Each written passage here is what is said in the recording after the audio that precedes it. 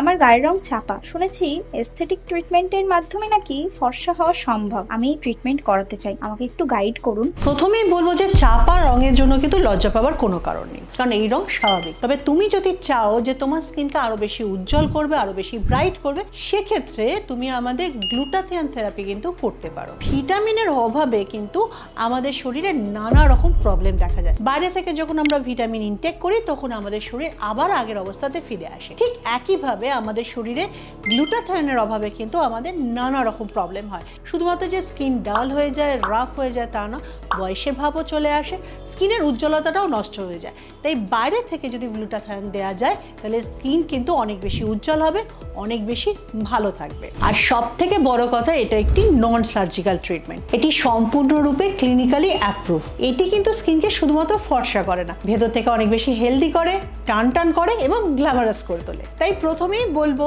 যে তোমরা আমাদের সঙ্গে যোগাযোগ করো এই নিচে দেওয়ার নাম্বারগুলোতে, তারপরে এসে স্কিন অ্যানালিসিস করো, তারপরেই সিদ্ধান্ত নাও।